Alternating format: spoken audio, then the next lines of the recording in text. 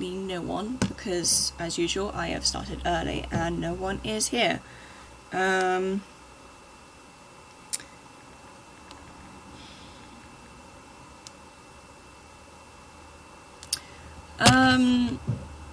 don't really have any new fanfics because no one sent me any.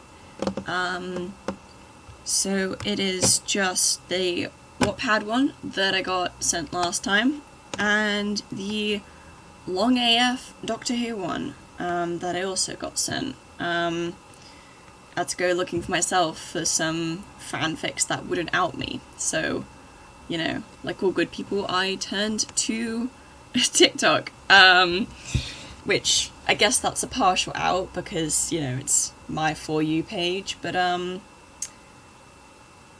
yeah, it is what it is. I do not have water with me this time because I misplaced my entire water bottle, so instead I have a can of Monster in a mason jar. I'll probably just be talking to myself for the next 4 minutes because, you know, starts at 12 and no one is here. I mean, I'd be doing this anyway, even if no one was here, because it's, you know, it's just a bit of fun, really. And I like having fun, so there's that. Yeah, so, probably, start with the Wattpad one, and then I will see how that goes.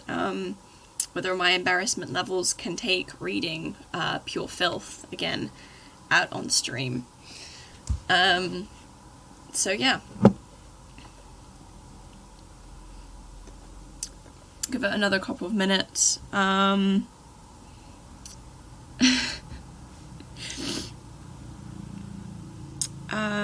Sorry, messages. Yes, it was indeed funny. Thank God no one from your work heard that, because that would have been something else. Yeah, so I don't know how much you heard of that, but I will be reading the Wattpad one that I got sent last time, and then I will see what to go on from there. I didn't get any people. Yeah, you would have. Rest in peace, my dude, for that possible outcome. Yeah, I didn't get any people sending me new fanfics, so I went to TikTok to find some recommendations, which I have a lovely miniature list here, and I have some of them opened on tabs, and yeah, TikTok knows me well, so it's a partial out, but, you know, it is what it is.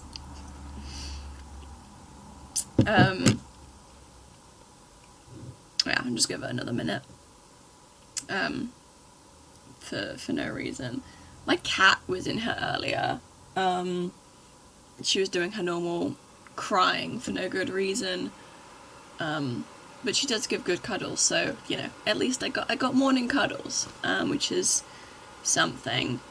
Yeah, she's gone now. She was like, yeah, you hugged me once, now, you know, piss off. So, yeah, I likely will not see her until dinner time, which, you know, that's both my cats, really. And it is officially, I really messed up that word, officially 12 o'clock, so on with the Wattpad fanfic got sent last time by my friend Jay. Yes, I'm still using initials. Oh, fuck. Okay, this is called the Skin Fic. it's a Dan and Phil fanfic, so already this is something. I do not watch Dan and Phil. I have no interest in watching Dan and Phil. This is gonna be something.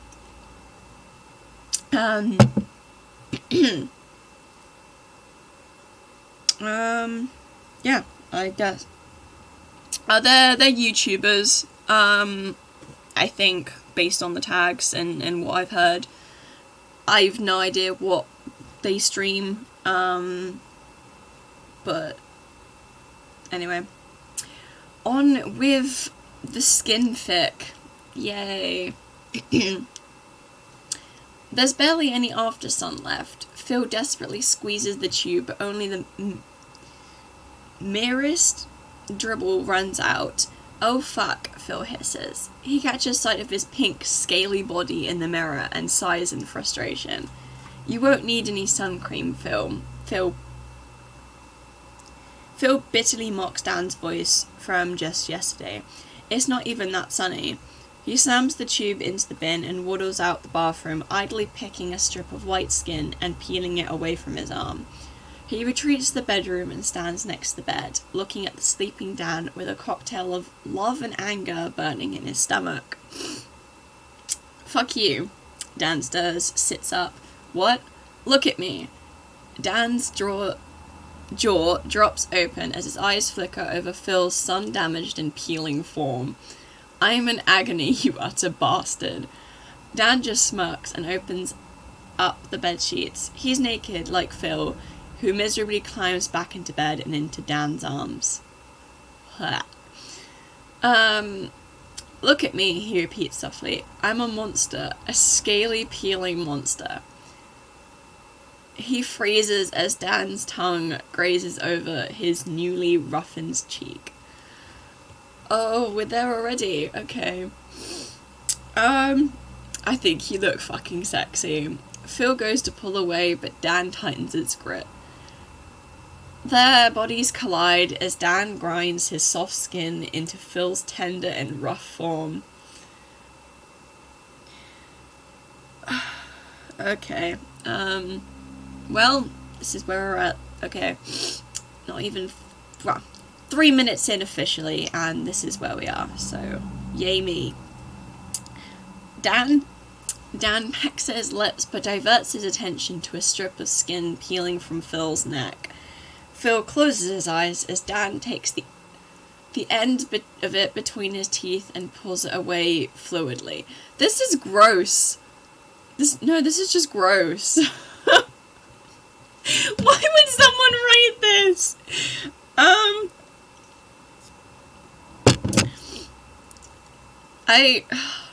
Considering as these are real people, I don't know how to feel. Okay.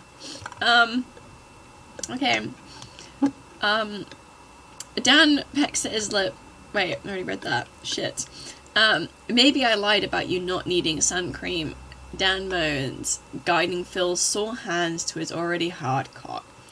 Maybe I have some fucked up fetish when it comes to peeling. Yeah, you think?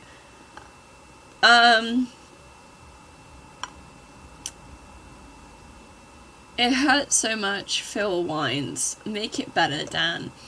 Phil's breath hitches as Dan tears another piece of skin from his body and sucks it into his mouth, relishing the salty taste and running his tongue over the scales before swallowing it. That's fucked up. Yeah, it is. I think that sums this up already. Phil frowns, but shamefully it's getting him hard too. He continues to wank Dan off while he strips him of skin and licks his tender red flesh. Dan moves to straddle Phil, leaning over and rubbing at his torso so flakes of skin peel away in clouds. Yeah, I'm at home as well, and I'm praying to God that my sister can't hear me through the floorboards. Because that's explaining that I really don't want to do, like, at all. Phil shrieks in pain. Dan, there's no after sun, and I'm in enough pain as it is. I can... no. Just no. I can fix that. Dan's voice is hoarse. He moves onto Phil's stomach and starts furiously rubbing his dick over Phil's chest. Within seconds, he covers Phil in cum. That's disgusting. Also, they spell cum wrong. I don't care, I will be picking at spelling mistakes now, because it pees me off, and if I'm gonna be reading these, I will be doing this. Yeah. Oh god.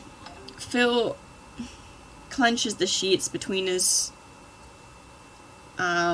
fingers as Dan rubs the hot cum onto Phil's pink flesh. Phil moans as it starts to cool, caressing his own shaft. He's close already.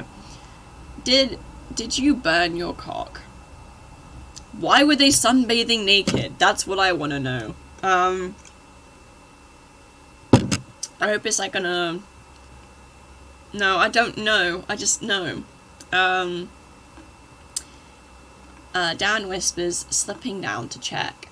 Phil blushes, remembering the naked sunbathing of yesterday noon. Oh, well, that answers that question. He moans as he feels Dan's tongue ridding his dick of loose skin and soothing the burning flesh. He feels Dan's mouth enveloping his head and comes instantly. When he's done, Dan collapses next to him on the bed. That was disgusting. I agree. Phil mutters in shame. Dan reaches over, peels a long strip of skin from Phil's hip, and twists it around his fingers with a smile. We're not leaving this bed until you're healed, you know. Phil watches as his lover lowers the skin into his mouth and slowly chews before whispering, I know. Wow. So, we really started there. I will be sorting out my search history for the first time.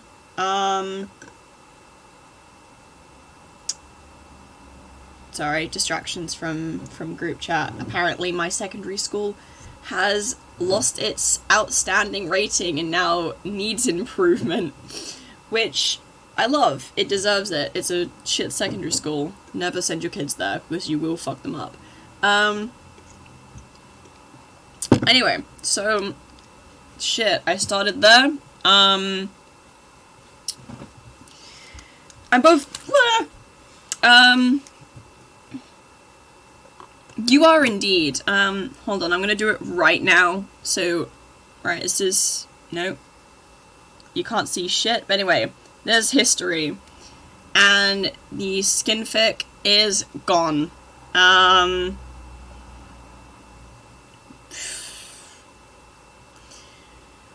I mean, there's some very creative people out there. I just don't think I want any part of it. I will leave them to it. With... yeah. I think this is why I stick to fanfic of fictional characters, because somehow it's less messed up than that. Well, depends on the tags, but anyway. I am just...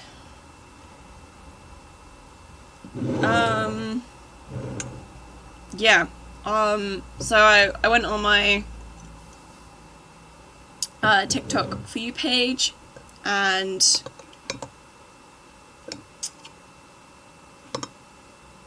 sorry, I'm getting so easily distracted. I will do your one, just maybe more towards the end of the stream, as a bit of a healing fic, so to speak. Yeah, I will do that one then. So yeah, anyway, I went through my TikTok For You page, for recommended fics. So I guess this is it's a partial out, but you know, I'm gonna roll with it.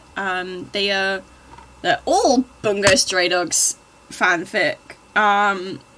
So yeah, this is a huge out. Bungo Stray Dogs is my favorite anime. And yeah, so this one it's called Dazai's Love Potion by Neurotic Nasty. The characters involved are Dazai Osamu, Oda Sakunosuke, and Sakaguchi Ango, including Reader. So this is the next Reader one. This is going to be interesting. And for tags, we have Reader Insert, Reader Freeform, Double Penetration, Anal Fingering, Anal Sex, Masturbation, Blowjobs, Voyeurism, and Alcohol. It's only one chapter, thank God, just over 4,000 words, so this will be short. I'm not gonna say short but sweet, because there's nothing sweet about those tags. But anyway,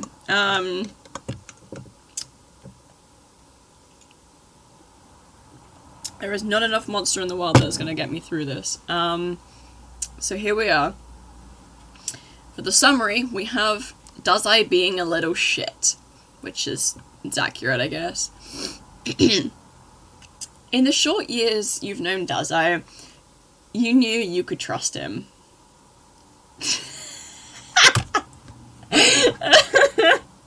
Sorry. If you know anything about Dazai, he's not someone you can trust. I love him, but I would not trust him with anything. That rule also came as a contradiction. You knew you could never trust Dazai. The way his lanky frame crooned over you as you sat on the stool next to him always made you lean closer to Oda. His one visible okay. So already a couple of things. This is in the dark era. So this is I think this is when Dazai's 15. Please, I think he's 15. No, he's 15 when he meets Chuya. He can't be that much older than that. Like, maybe 17. And the other two are adults. I don't know how to feel about this one. Like, anything involving the dark era, when it comes to, like, smutty fanfic, I'm just like, no. Anyway, we move on, I guess. His one visible eye always left you with questions that he wouldn't answer directly. His smile, as sincere as it may look, would always make you glance at the door. You could never guess what Dazai would do next, which led you to your current situation. You had been the last to arrive at Bar Lupin. Your performance had drug on late. I think that's supposed to be dragged on later than you had hoped. Usually you would arrive second to Dazai, only allowing him a brief window of time to bombard you with his usual flirtatious antics, followed by slight touches here and there before your saving grace arrived. Oda would come third, and usually sit between you both until Dazai could keep his hands to himself, leaving Ango to enter, to Dazai whining that you were both picking on him. Ango never took Dazai's side. To contrary, he would offer setting up a restraining order for you. It was all in jest, but part of you believed Ango was being truthful. Needless to say, your late appearance was welcomed with smiles of relief as you climbed down the stairs. Sensei, the mysterious calico cat, cuddled against your legs as you passed by. Fashionably late tonight, or was the spotlight seducing you? Dazai inquired with a lopsided grin.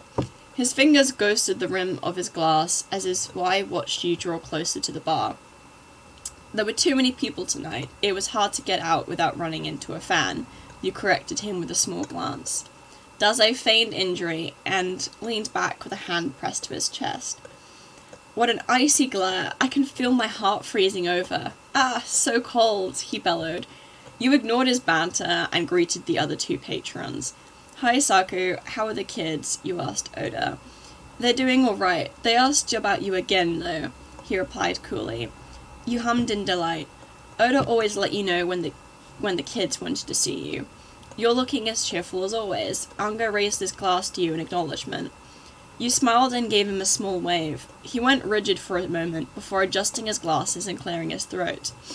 Ango was always courteous to you, courteous even, but his lack of a social life gave him trouble dealing with women that he didn't work with. It didn't help that you were still in a luxurious dress that showed off your legs and chest. I have no chest. Sorry.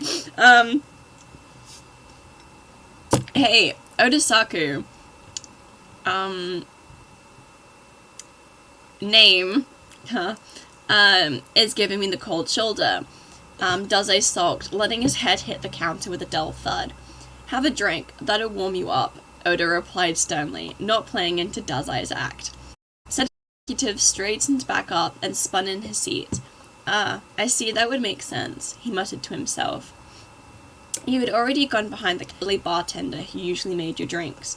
He left quite some time ago, Ango had clarified, and halted your short search. It's far too late for me to drink anyway, you sighed wistfully. You saved drinking for moments like this when you could wind down with a few friends. It was disappointing, but there wasn't anything you could do about it. I knew you would arrive late, so I had your usual prepared, Daze chimed in. He pointed to the end of the counter at a lonely cocktail. You smiled and advanced on the beverage. Scary as always, Daze, you laughed, twirling the glass between your fingers. You walked back to the other side of the counter and took a seat between Oda and Daze. As you brought the glass up to your lips, you could feel eyes bore into your body. Tilting the glass back, you glanced around curiously. Is there something on my face? You asked. Oda produced a grunt and turned away. Ango shook his head and indulged in his juice. Daze rested his head in his palm, closed his eyes. We're simply enjoying the view, he hummed. Skepticism overcame you due to their vague responses. Daze, did you do something to my drink? You asked as you gently swirled the contents of the glass. The liquid swelled into a small vortex, creating bubbles at the core of it. Me? Never, my dear. Daze's playful tone did nothing to diminish your worry. You carefully sipped the liquid, a small taste, nothing. If you put something in this, I will gladly set up your next suicide for you. He only smiled as you issued the threat. The glass emptied, the rest of the alcohol past your lips, and you released a sigh. It burned as always, but left a sweet aftertaste. It was alarming how in one instant you could be perfectly fine, and the next a complete mess. The glass slipped from your fingers and shattered against the counter. Your body slipped back, prompting Oda to launch from his seat to catch you. He collapsed to the floor, cradling you in his lap. Your mind was a daze, and you could barely make out what they were saying. Oh great! I've been drugged! Well, I mean, why am I not surprised? It's called Daze's Love Potion, after all.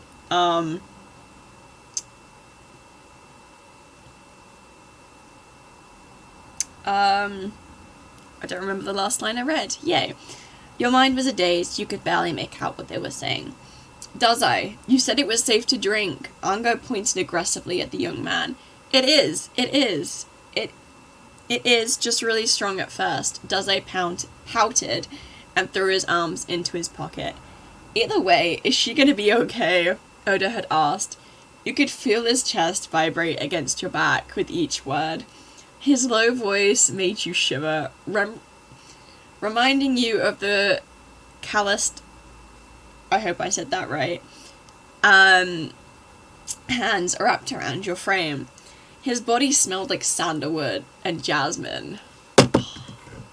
Man, they had to chuck in the sandalwood. Sandalwood's good. That's like one of my favourite scents. There's no reason for that. Enticing you closer to him. Of course, I gave it to a subordinate and he fell in love with the picture I showed him, thus I explained. So if your love potion works as it should, name... This feels so stupid to say name. Name-chan, there we go. Should fall in love with the first person she sees. Ango made his deduction while he poured a glass of water. Correct. Now I just need her to look at me. Here, Dazai cooed. He crouched down to you and Oda, giving you his most charming smile. Your head still felt heavy. You raised it and tried to make out what was in front of you. Dazai, give her some space, Oda had suggested. Your heart thumped erratically in your chest at the sound of his voice. You slowly turned your hazy eyes towards Oda. His blue eyes stared back at you. His grip loosened around you. Saku, you whimpered out desperately. You leaned into him and pressed your lips against his in a needy kiss. Oda felt warm and the stubble in his chin tickled your skin. He firmly took hold of your arms, but he didn't move. You took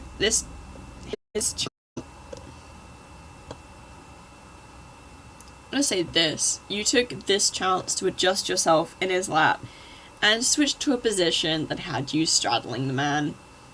Ah, what a turn of events, Dazai uttered in defeat. Ango's hands were shaking as he held the glass and tried to hide the blush adorning his cheeks. Have some decency, will you? He gasped. Dazai wore a sad smile as he advanced on you both. Oda glanced at Dazai before giving you a gentle push back. Your lips left his with a loud smack. What? Followed by a whine from you. Hey, Name-chan, this one is a bit lonely. Dazai pointed his lips as he spoke. You turned around and followed his finger to his lips. You stayed perched on Oda's lap, leaning over to press your lips against Dazai's. His hands felt frigid as he held your shoulder to keep you from falling over.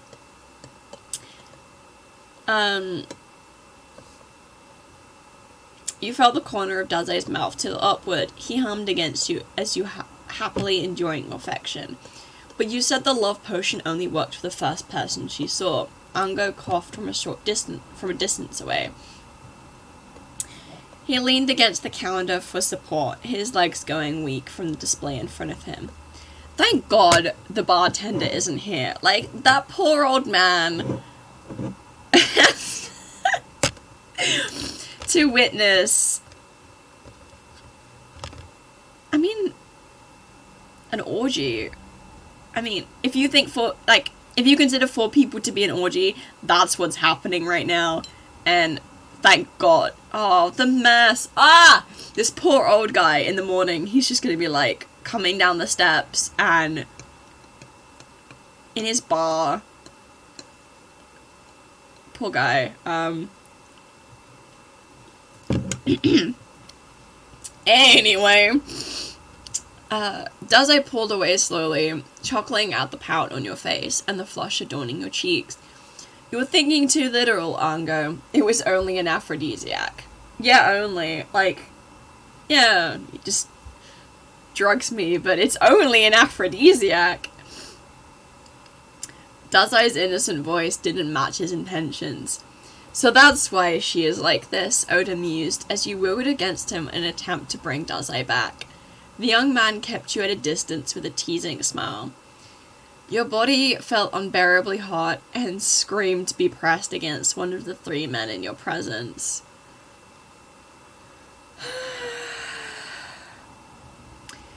With Dazai holding you back, you whined and settled for grinding your ass into Oda's crotch. You heard him take a sharp breath and suppress a groan in his throat. We can't send her home like this, especially alone. Ango had avoided your sorrowful pout, finding the walls to be more forgiving.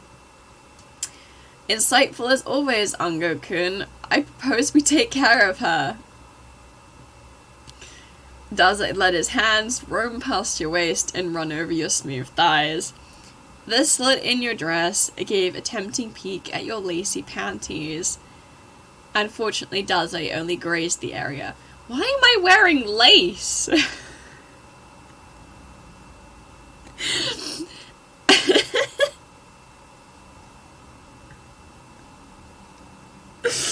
I'm sorry. I'm not sorry, but I'm sorry. We shouldn't. She isn't in the right mind. Oda slapped Daze's hands away like a naughty child disobeying her parents.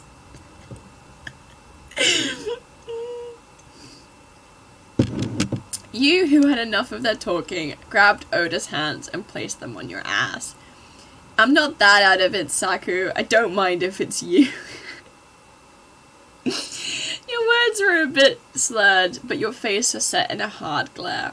I'll make sure to punish Daze later, you said sweetly as you batted away said executive's wandering hands.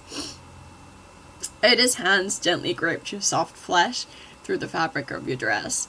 Then there is no helping it. He pressed his lips to yours in a hungry kiss, his tongue slipping past your plump lips and exploring every detail of your mouth. You threw your hands around his shoulders and pressed yourself against his strong chest. Oda's hands remained on your ass, guiding you to grind against his once again. The shape of his hard-on pressing directly to your clove core. You released a desperate sigh each time you felt him rub against your folds. Ah. I hate it in fanfic when, like, there's just some words that, like, proper gross me out. And folds, that's just one of them. That's like, no. Alright, here we go. The other two, while having different opinions on the situation, were unable to look away from the depravity overcoming the two most level-headed of the group. I think I should go. Ango shifted uncomfortably by the counter. He had the ledge in a vice grip, unable to tear his eyes away from your ass, grinding so deliciously against his friend. To his dismay, Daze took him by the shoulders. Now, Ango, you shouldn't let such an opportunity like this go to waste, Daze cooed, as he gently guided Ango closer. She said she didn't mind. You wouldn't want to hurt poor Name-chan's feelings now, would you? Ango shot Daze a glare. It was no secret Daze was interested in you, but Ango had assumed he'd kept his interest under lock and key. When was the last time someone touched you like this, I wonder? Daze's hand slinked around Ango's waist and stroked him through his dress pants. That's pretty gay.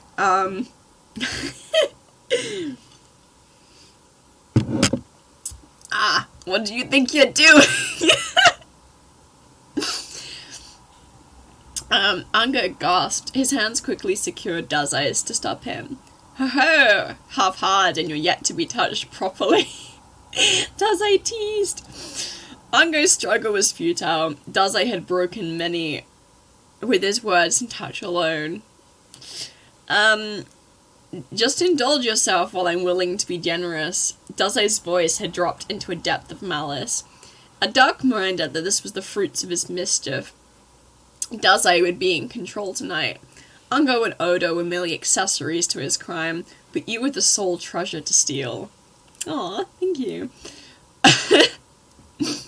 Ango's hands relaxed, resting on Daze's and giving him more access.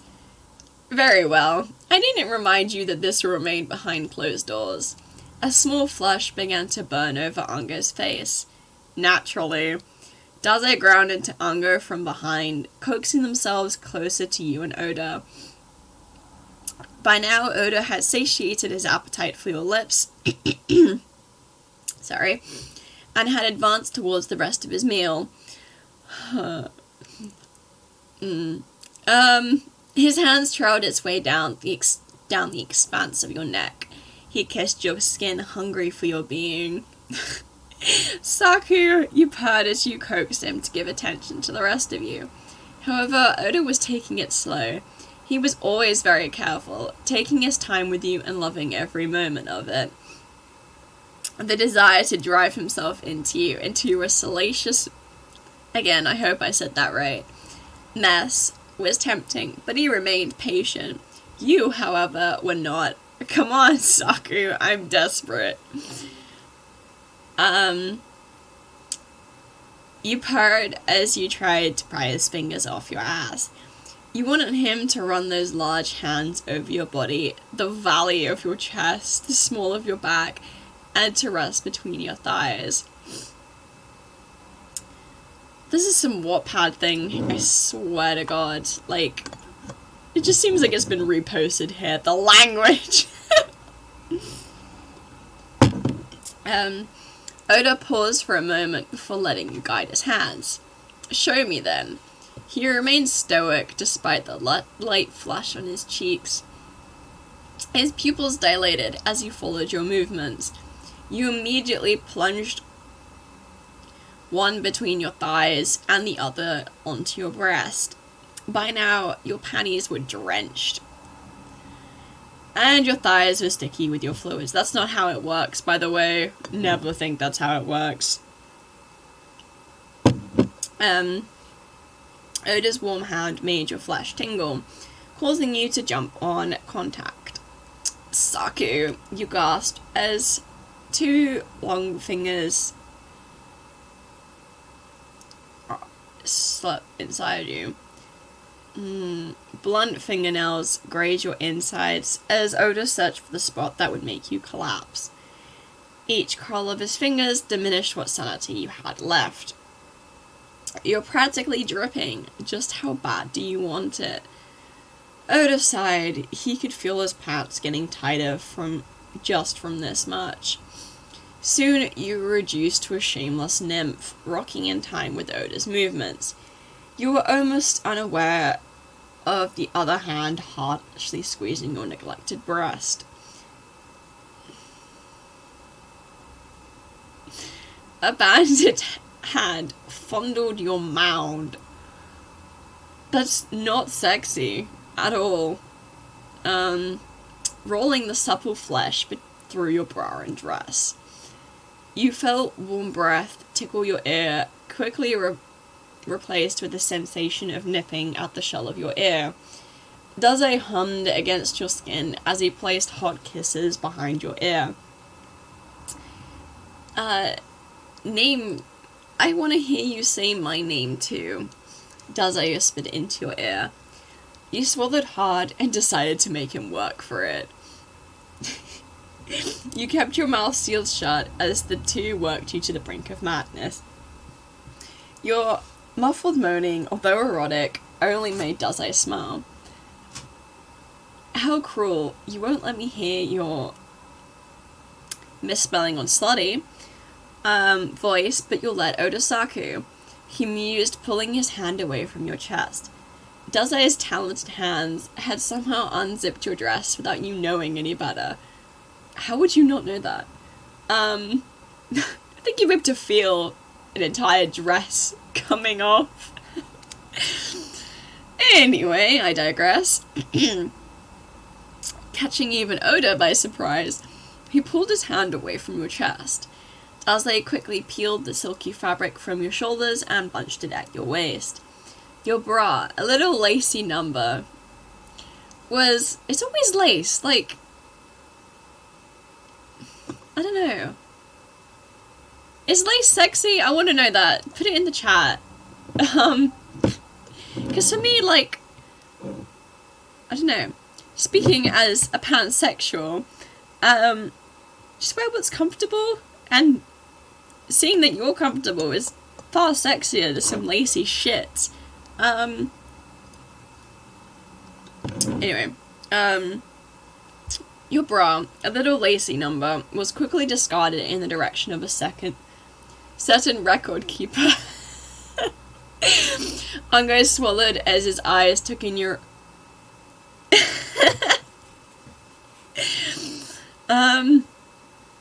Good to know. I don't own any lace. For me, it is sports bras, binders, and boxers. That's it for me.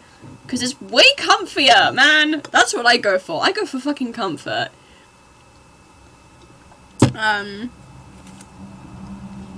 Okay. Ango swallowed as his eyes took in your erotic sense of underwear. He soon turned back to you and received a wonderful view of your breasts. The moment didn't last long. The two longed for the warm contact and both claimed a breast roughly. Ango felt his mouth go dry as he watched you writhe between the two. Your body flushed red from all the attention they gave each curve of your body. 2 bodies in 1 sentence? Okay. Even your whimpers were cute, but enough to rile them up. His eyes locked onto your indecisive hands, stuck between holding onto Oda and reaching back to get Daze to kiss you again. He loosened his tie before intruding. I already know where this is going, and I've not read this. As soon as we mention the tie, we know where this is going. If I may, I think this will add to the enjoyment. His voice shook slightly from excitement. The 2 men watched curiously as Ango delicately took both your hands and bound them with his tie. Your eyes went wide as you realized what Ango had done. My, I never took you for the type, Daze praised. Ango shyly turned away, ignoring the obvious jest. Even I can be aggressive. I could never imagine Ango being aggressive. This is too funny. Ango quickly leaned forward and pressed his mouth against yours. His tongue made quick work of your lips and greedily sought out your tongue. You kissed back with the same amount of energy, hungry for more attention. While Ango held your lips captive, he weaved a hand between you and Oda. His finger honed in on the small bundle of nerves just before your folds. The pad of his finger pressed it aggressively. Don't do that. Don't do that. Making you yelp into his mouth. Oda's fingers worked in time with Ango's. The stimulation became overwhelming and had you shaking in ecstasy. I think it's time we move on to the final act. Daze had already begun loosening the buckle in his belt. You could hear the clicking of metal from either side as Oda had followed suit. You pulled away from Ango as 2 hands left your dripping heat. Oda lifted you off his lap, depositing your half-naked form onto the floor. You shimmied out of your dress and began wiggling in the absence of the other's touch. Your slick juices flowed down your thighs, creating shiny trails against your skin. There has never been a less hot sentence. Fuck.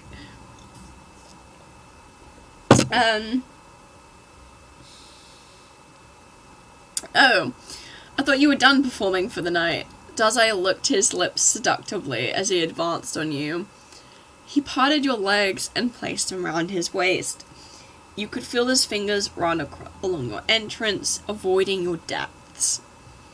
What a lovely sight. I'm calling dibs on here, he hummed. Fine with me, Oda grunted. His hand was slowly palming his erection. His casual, stoic face contrasted with his movements. I think you deserve the honors here. Ango covered his mouth as he tried to keep his voice down. The slight waver in his voice gave way to his crumbling will. Daze exchanged an eager glance between the 2 men. Really? Don't mind if I do. Daze's playful voice was the only warning before the tip of his cock slid into you. The intrusion left you breathless, your hands straining against Ango's tie. The restriction left you helpless to Daze, who of which was being careful to restrain from driving himself into you like a madman. God, so tight.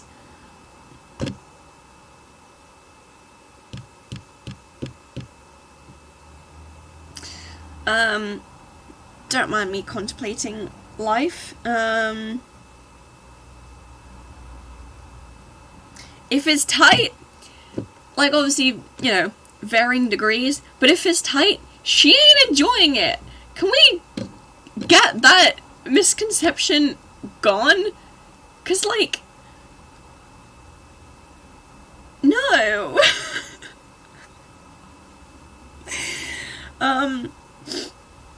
Ah, shit, I need a tissue.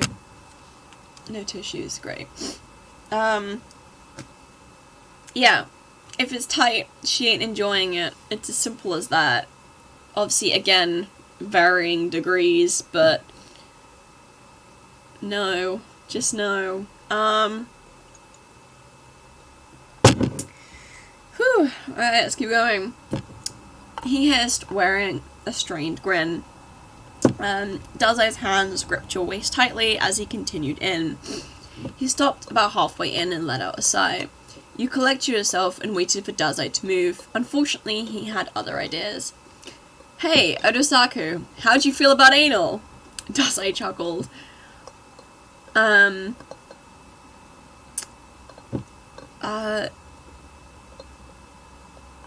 Both you and Oda were taken by surprise for different reasons. Yeah, you or her. Oda's gruff voice made you clench around Daze. I'll take you up later on that. But I think our star is expecting you. Daze clarified. He reached into his pocket and pulled out a bottle. Here you go. He tossed it to Oda, who had ceased stroking himself. Lube. Oda examined the bottle with care. It's frightening how much thought you put into this. Ango's sarcastic response only gained Daze's attention. But Ango will be getting a nice blowjob as well. Because of course he will. Daze made sure to wear a sweet smile as Ango swallowed hard. You, who was already tired of the banter, wiggled against Daze to gain his attention. He inhaled sharply, turning back to your flushed and disheveled form. My, aren't we impatient? Daze mused. Daze leaned forward and kissed you roughly. You were too distracted to realize he had pulled you onto his lap. With you now perched on Daze, you had sunk down further on his dick. You pulled back and gasped at the sudden fullness. The close proximity had your bound wrists up against his chest and your face near his. Even if you weren't kissing, you were close enough for Daze to kiss your neck and jaw as much as he wanted. You were too engulfed in his kisses and his cock to notice Oda's fingers sliding over your ass. He applied the lube to his fingers, the clear liquid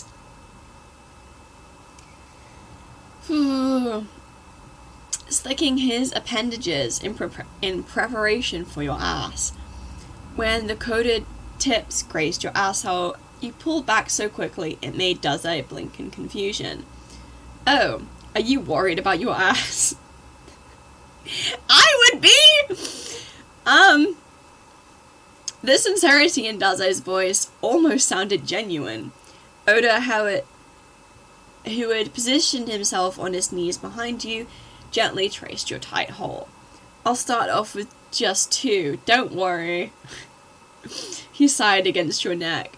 Just as he said, 2 fingers pushed inside you and slowly pumped against your taut walls. Sorry, messages, distractions.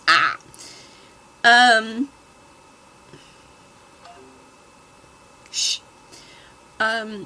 Your voice was trapped between gasping and whining, giving Daze a shameful sight. I wish you'd make that sound when I touched you. I'm getting jealous of you, Odosaku, he cooed. His bandaged hands had returned to your chest and groped both mounds respectively. Why do they keep calling them mounds? That's just not hot at all. The pads of his fingers rolled against your nipples slowly, gauging your reaction. The noticeable shiver as he tweaked your nubs direction. He would occasionally stop, twist, tug, and stop again. The small glare you gave him had a smile stretching across his face. Want to tell me something? Daze leaned close and kissed the shell of your ear. You bit your bottom lip and kept quiet, remaining silent as if you weren't currently riding him and getting fingered in the ass. Daze admired your resolve, but he wasn't going to give up. With a fluid jut of his hips, Daze had you bouncing on his dick. Your lips broke apart momentarily each time you descended on him. I thought I heard you say something. Daze stopped his movements and rested flush against you. The heat within you ebbed away slowly, only pushing your patience through the roof. Daze, you hissed, earning a hum from him. Don't stop, please. The last part came up bitterly. Daze complied, but slowly. He moved painstakingly slow and blew light kisses on your neck. You're going to have to give me a bit more, he egged you on. Even Oda was staying out of your little tussle with Daze, although he looked ready to move on. I want you to go faster, you begged. You maneuvered your hips to go against his torturous pace. Daze picked up his pace, nodding behind you. Again, he had purposely flustered you so Oda could catch you by surprise. Oh, when his fingers departed and something much quicker replaced them, you were at a loss for words. Is there no communication in this? Yes, I'm judging this properly now. You know what? This is gonna be the new thing where I judge the hell out of fanfic for how wrong they are. There's some new communication, especially when it comes to that. Tara, for fuck's sake. Honestly. You need more than 2 fingers anyway to get preparation going. Come on. Honestly.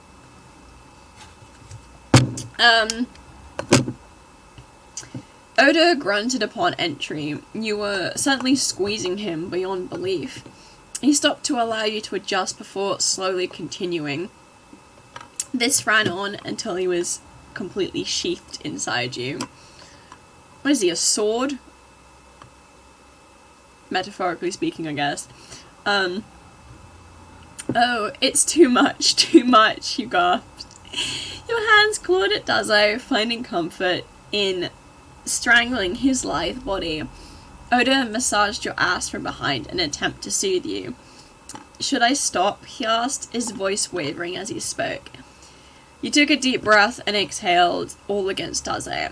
No, keep moving, you shuddered out a reply. I could get addicted to that voice. Daze for once choked out. Oda complied and began to move.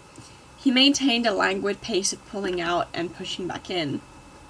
This time, I lost my place. He tilted your face toward him so he could kiss you. His tongue wasted no time, brushing against yours and leaving you breathless. Daze continued to play with your breasts, nipping at your collar while he watched you make out with his friend. You barely watched Ango coming over shyly. He watched you and Oda with a mad flush, his glasses partially fogged. Oda broke away and leaned away from you. I'm afraid my hand will not suffice, so if you'd be so kindly, named San, Ango meekly requested. His hand was wrapped securely around his cock, pumping it slowly. You beckoned him closer, kissing the tip when you could. Ango inhaled sharply and withdrew his hand to allow you further access. Your lips engulfed the head and sucked lightly. You used your tongue to draw small circles on the tip and then licked around the girth of the whole head. Ango moaned loudly, his hands diving into your hair and firmly grasping your strands? I hope that makes sense to somebody else. Surprisingly, he didn't push away. Instead, he gently ushered more of his cock into your mouth. You welcomed his warm dick, licking the underside as he entered. Name-san, please slow down, Ango cried out. Although his hand made no effort to stop you, you hollowed your cheeks out and trailed the veins on his dick as you moved. You could feel him throb against your tongue. It quickly grew more violent, and Ango's grip grew stronger. As expected, Ango didn't last long, Daze complained. Can't blame him, Oda defended. He himself was restraining from driving into you with abandon. Daze raised himself onto his heels to move deeper. At this angle, he was able to line up with that spot that made you writhe. Oda wrapped his arms around your waist and pulled himself against you. His stubble tickled your neck as he thrust into you. With all three cocks moving inside you so quickly, your own release was primed to go. Ango slipped you off him in time for him to shoot his release all over your face. Gross! That's not hot. At all. Blah. You were too busy with your own, hands tightly grasping his thighs. Oda and Daze came as well, both filling you with warm semen. All four of you were a panting mess. Oda slowly removed himself from your ass. Daze slipped out, but kept you in his lap. Wasn't that fun? No.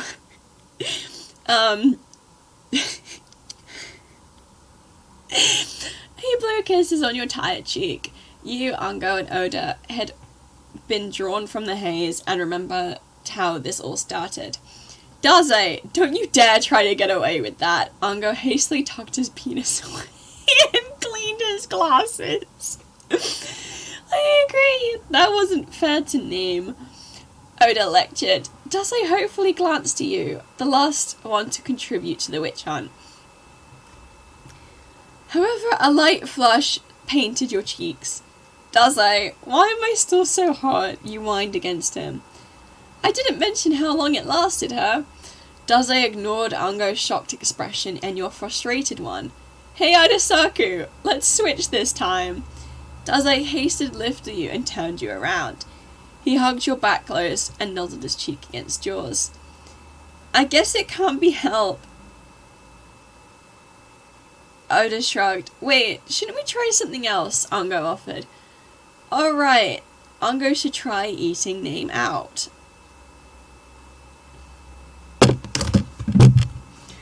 Yes, I dropped my phone. I don't care.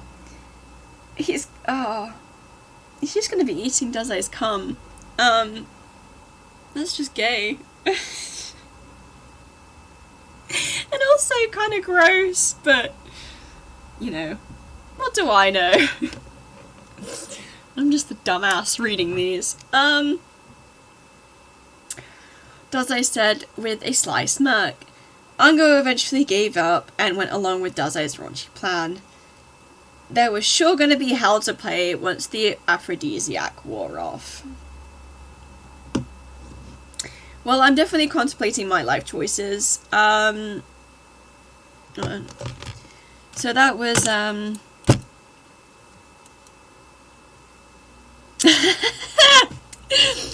impressive that you could do that, because I could not.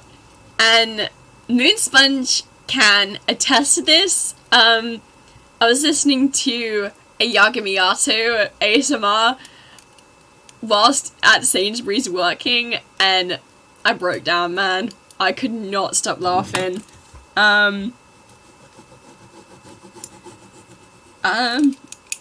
Yeah, so kudos to you for being able to keep a straight face. So that was Daze's Love Potion by Neurotic Nasty. You can find that on AO3. and I'm out of Monster, so I've got nothing else to drink now. Unless, of course, I open my reserve can, but I'm trying to save this one because it's an American only one, and my god, is it expensive. Plus, you know, you want to save the ones that are really good. At some point I will probably get more of those if I can find them online for cheaper than £4 a can. Oh my god. Phone, please, shut up. I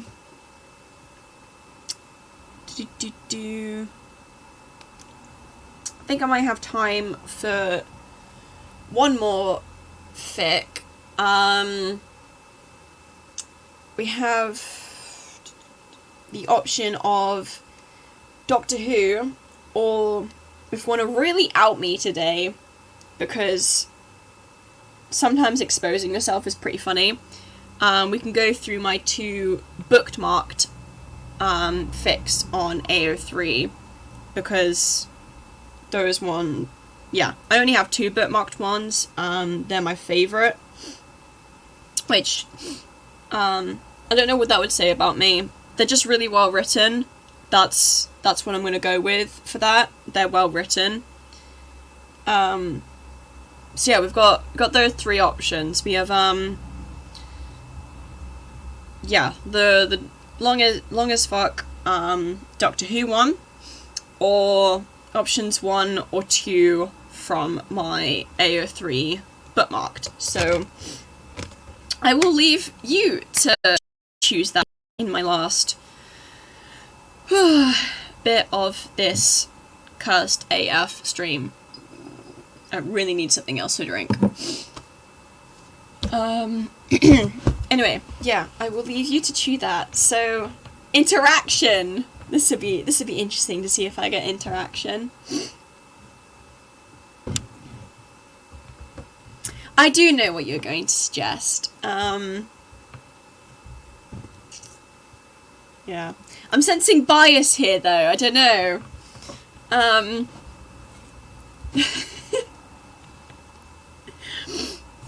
Alright, I'll make it fun.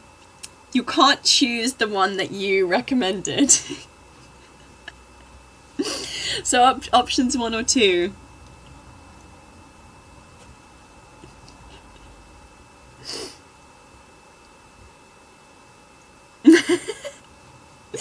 What can I say?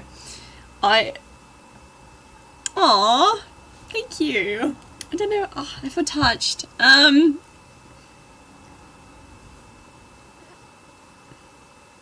Go on, 1 or 2. This will be fun. Yes, both are...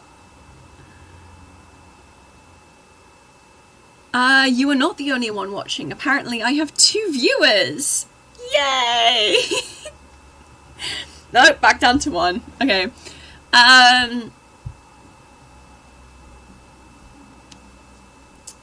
Oh. You are now the only one, watching. But, I don't know. I mean, if it's just you, I guess I will read some of your fic. Sorry, I'm a bit out of breath for some reason.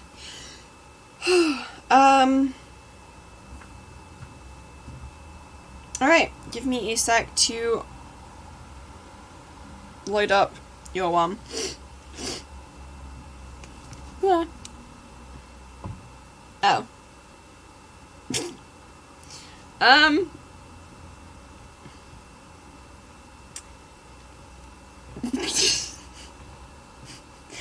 That's the answer to that. So, give me a second, see if I can bring it back up. Alright, there we go.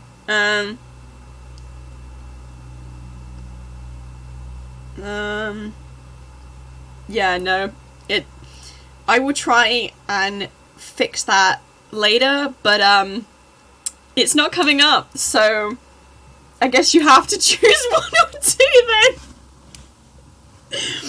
then. Yeah. There's your answer, and it was not decided by me. The gods are saying something. I don't know why I keep trying to go for this, there's nothing in here. Yeah, so you get to choose. Okay, so...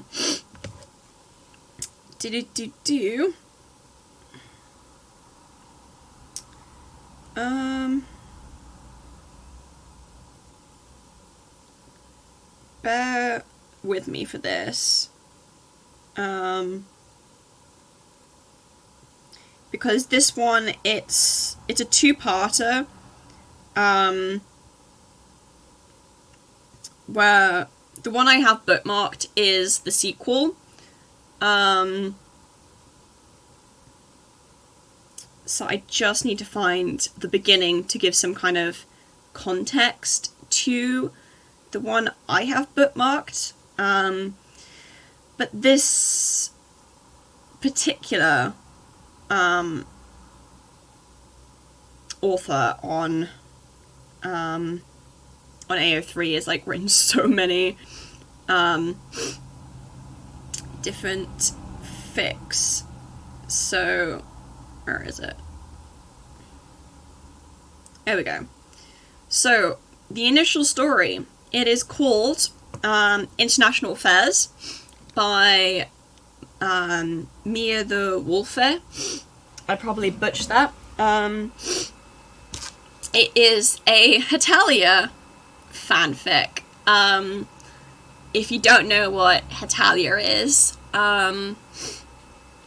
it is where all of the countries are shown as people. And honestly, that is the only way I passed my history exams in secondary school.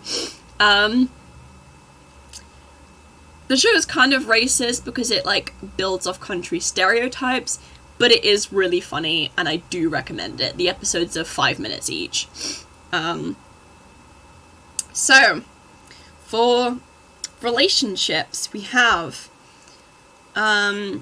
England x France, America x Russia, Germany x North Italy, China x Japan, and Canada x Prussia. For the only tag we have for this is orgy. So, oh, okay, right, I forgot. This author puts, like, the tags at each chapter. So, for this chapter, we have swearing, dubcon, like, dubious consent, lemon, perverted bosses, creeping France, and yeah. So, oh yeah, this is going to be fun because there's loads of bits written in other languages, so I apologize in advance for butchering words, and no, I'm not doing accents. So here we are, this is one of my favorites. Okay, so I've got a totally awesome idea. Arthur sighed and rubbed his temples with 2 pale fingers. Could you please speak quieter, America? I've an awful headache. Alfred stopped and gave the nation an apologetic look. Hey, Britain, are you okay, bro? Before Arthur could answer, an arm snaking over his shoulders and pulling him slightly to the side made him emit a startled grunt. Oh, hon. Iggy had a little too much to drink last night. Isn't that right, mon petit alcoolique? Britain glared and shoved him away. Get off of me, wanker. But his arms were weak, and Francis remained annoyingly draped over him. He gave a weary sigh. This conference is getting us nowhere. Nothing anyone has said will ever work. Oh, don't be so drear, Francis said, ruffling Arthur's hair a bit. We'll come up with something eventually. Then he looked around the table and exclaimed, We are intelligent beings, non? The nations nodded, but their eyes trailed over to Alfred for a few moments, then returned to their laps. Alfred seemed confused. What's up? I've been coming up with more ideas than all of you put together. All you've been doing is spewing a bunch of hot air, Arthur grumbled. Give it a rest, America. We all know nothing you say will work. Alfred narrowed his eyes at Arthur, who seemed unconcerned. Oh yeah? Well, at least I'm not getting stoned every night to the point that I pass out. You guys are hopeless. Do you guys have a plan, or do I have to dig all their graves for us here? The nations around the table eyed each other as if in question, but no one said anything. Alfred gave a frustrated grunt. I swear, I'll have to reenact a prohibition if this doesn't stop. I do not drink that much, mon cher, Francis cut in with a charming smile. Accusing us of things we do not do is not a good thing on your part. I second that, said Ludwig. Agreed, rumbled Ivan. Alfred gave them all a sceptical look. Oh, really now? Now let me see. Nearly half of you have stumbled in here looking delirious and tired. The other half has complained of an ongoing headache for a week. And I can even smell alcohol on some of you, so don't tell me what I'm saying isn't true. His last words were directed mainly at Arthur, but the older nation gave no heed to what he was saying. Instead, it seemed that he had fallen asleep. Next to him, Francis patted his shoulder softly and chuckled. Fate de beaux rêves, monsieur. Yeah, you could tell I don't speak French. Those lessons in primary school have really... The rest of them were in shock looking at him. When did America become so perceptive? Alfred gave them an astonished, infuriated look. Are you even listening to me? We try not to, Ivan replied with a smile. Well, listen to me now, Alfred shouted, so that everyone groaned and put their hands over their ears. I'm the only one who doesn't have a total hangover, so I guess I'll have to make all the decisions for you. It's only necessary of me since you're all incapacitated. Ce ne veut pas être beau? Yeah. Yay, fucking up! Murmured Francis nervously. America know what incapacitated mean? Yao chirped in surprise. Suddenly Matthew appeared out of nowhere, standing behind Alfred. Alfred jumped and gave a startled yip as the nearly identical nation snatched his coffee mug off the table, lifting it to his nose. After a thorough investigation, Matthew confirmed, Are you sure you haven't been drinking today too, Al? Alfred straightened immediately and scratched at the back of his neck anxiously. What do you mean, bro? It's only 10 in the a.m. Why would I drink this early? Matthew smiled mischievously and set the mug back on the table. It smells to me like you're lying. Everyone glared at Alfred, and the younger nation slumped, sighing. Oh, all right, it's half whiskey, but I've been going through some tough times. So have we all. Butchie? I'm sorry. China grumbled with annoyance. Look, Alfred placed both hands on the table and sighed. Maybe we all have problems. Francis scoffed. Bien sûr. What else is new? There, I have an idea. Feliciano shot up from his chair with an excited laugh. Ludwig gave him a sceptical look, but nodded for him to continue. Why not, he mumbled. We have no others, it seems. All eyes fell on Feliciano, and there was a long tense pause before, It's easy! Surrender! He pulled a white flag out of his back pocket and waved it happily. Ivan peered around his backside to see where in the world he had gotten the flag from. He needed some tips. Keeping his pipe concealed at all times became very uncomfortable occasionally. At the end of the table, Ludwig slapped a hand to his forehead. Scheiße, we're screwed. Definitely, Ivan spoke up with a disturbing smile. If no one is to be saying anything, I would just have to make a decision for you. There? No! They all shouted at once, and Ivan chuckled. I said something you'd dislike? Hell yeah, Alfred yelled. Beside Francis, Arthur groaned and buried his head deeper into his arms. No way am I letting a commie like you decide this for us. I'm the hero, and I'll think of a way to get us out of this, guys, don't worry. What's the use? Arthur lifted his head heavily with a grunt. The world's down the shitter, and there's no way to plunge it back out. Francis wrinkled his nose and scoffed. What a gentleman you are, Angleterre. The problem has not been solved because no one has thought about it, Kiku said softly. Since everyone has been drinking lately, their thoughts have been muddled. You talk like you're the only one who hasn't been drinking, Japan, Gilbert snorted angrily. Don't tell me there's no sake in that mug of yours. Kiku's eyes floated down to examine the tablecloth, and Gilbert smirked. That's what I thought. Stop bullying Japan, East, Ludwig warned. Gilbert rolled his eyes. He's just implied that we're all morons. Is that not something to address? I think we should all calm down, Matthew began, but no one could hear him. He had disappeared again. Fair, my idea is best. Use it, Feliciano exclaimed and waved his flag with more intensity. At once, everyone started yelling at each other. Alfred, of course, was the first to speak. Damn, you all have issues. I don't even know why I'm even trying to help you. Francis stood from his chair with a scowl. We have issues? Have you looked yourself in the mirror lately and seen that you're both ugly and stubborn? You're one to talk, France, Arthur growled, standing hunched over, one hand to the table.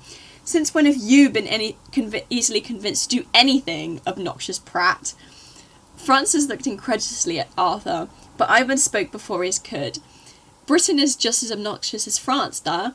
He has been acting like an ass for the whole conference. You should not to be insulting anyone now, da. Gilbert decided it was time to join in. Oh, how he loved egging on argument. You have no room to be saying anything about anybody, Russia. Since when have you not acted like an ass? Ivan rounded on Gilbert, calling, but that was when Ludwig stepped in. I told you to stop bullying others, Gil, but I have to admit you do have a point. Before Russia murders anyone, I would like everyone to know that China is best and smartest nation in the world. We have been best from start. Yao stood gracefully from his chair, hands folded in his sleeves, head held high with pride. Kiki rose from his seat, sporting an uncharacteristic glare. It is disrespectful to declare oneself best. Besides, everyone knows that Japan is best nation in the world. Fair! Wave the flag! Feliciano got on the table and whipped the white flag through the air with great vigour.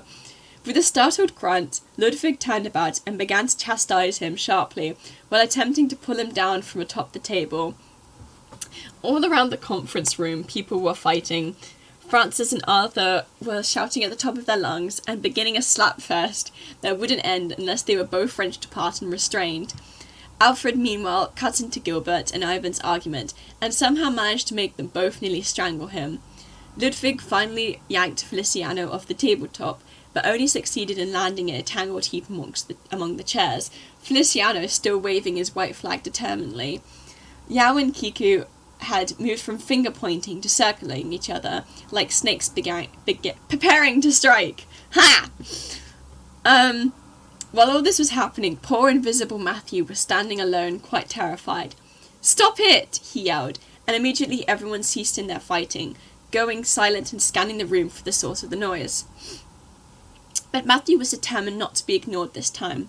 This was a crisis they were in, and as far as he knew, he didn't have any enemies. Well, he sighed, I have nothing to lose. He stepped up to the table and spoke again, gazes finally falling upon him. Please, you must stop this. What are we? We are nations. We have responsibilities to our people. We are different, yes, but isn't everyone? Fuck. We must set aside our differences to solve this problem, or else the world will go to ruin. Can't you see what a mess this is? The nations looked around at one another, then back up at Matthew. The younger nation wasn't used to speaking before them like this, but he had to keep going. He took a deep breath and said, My solution is to let our leaders decide. We must unite to survive. Every one of you will send your bosses to a United Nations meeting, excluding Prussia, of course. I will propose the idea, and they will have exactly 1 hour to debate. We don't have much time to decide. It's too late to go back. A few hours later. This is ridiculous! Arthur paced up and down the hall outside the conference room, biting a thumbnail. They can't possibly decide on it. The idea is completely ludicrous. Stop pacing. Just try... I'm going to assume that means annoying. I'm not going to try to pronounce that. Francis said, sitting on one of the posh chairs along the wall. And don't bite your nails. It is a very bad habit, and worse for your cuticles. You would be one to worry about cuticles at a time like this, Alfred muttered, sitting up straight in his chair, seemingly unfazed by the situation. But everyone in the hall could see that he was trembling. I think it would be a wonderful idea for us to be joining together. Ivan smiled, and Arthur stopped pacing to shudder. Gilbert half leaning against the wall. I can't believe I have to be in direct alliance with Russia again. What was that, Mishonka? Ivan turned to Gilbert with menacing purple eyes. I am sure I did not hear you correctly. Gilbert flinched. Nothing. I said it would be an honour to be in direct alliance with you. Kiss. I can never do Precious laugh. It kind of sounds like, crap. The watering things in the floor when they, like, turn and spray water. That's kind of what his laugh sounds like. Sitting in a chair beside him, Ludwig sighed. What a mess this is. We are so different. How are we possibly going to work together? But we are friends, no? Feliciano smiled and continued to sew more white flags. Right, Japan? We're friends too, right? Kiku gave him an uncomfortable look. Yes, I suppose that is the right word to use now. Yao was standing beside Japan, hands folded into his sleeves, eyes closed in thought. Yeah, things we do for our people. Calm down, guys. It's going to be okay. Matthew rose from his chair and walked over to the doors, placing his ear against it. Listen, they're not talking anymore. I hear chairs moving. They're coming out. I'm gay. Sorry. Bad jokes. Matthew stepped back and everyone sitting stood as the bosses of each nation entered the hall. China's boss stepped up and said, It has been decided. We will unite. A silence fell over the hall and everyone stared. Sounds like a good idea to me, eh, Prussia? Ivan grinned. Prussia avoided his gaze and shuddered. We have created a contract that states all nations involved in this alliance will exist under united rule and make decisions upon majority vote. Alfred's boss presented the document and placed it on a nearby end table. Everyone looked at it for a few moments before he coughed and said, Okay, go ahead and sign. One by one, and with much hesitation and fear, all the nations lined up and signed their names. Afterward they retreated to separate corners in the hall, as if cherishing what might be their only time alone before the contract was enacted. Ludwig's boss stepped forward and began. There was also another part to the contract that you have yet to be informed about. We felt that, in order to form stronger international bonds, you must also copulate with your greatest rival.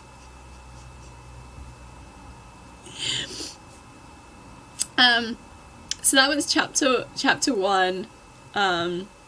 There is some translations because the author is nice like that. So, let's see. Mon petit alcoolique, my little alcoholic. Mon cher, my dear. Fate de beaux rêves, mon chow. Sweet dreams, my cabbage. Ce ne va pas être beau. This will not be pretty. Baichi, idiot. Bien sûr, of course. Scheiße, shit, like, everyone and their grandma knows that one. Angleterre, obviously, Britain, England. Bruder, I don't remember Bruder being in there, but that's brother. Obviously the very annoying one, which I said, and Mishonka, little mouse. So that was chapter 1. I will probably end it there because I am busting for the loo. So thank you to my one viewer, and, you know, the couple of people that hopped in here and there. Phone, shut up!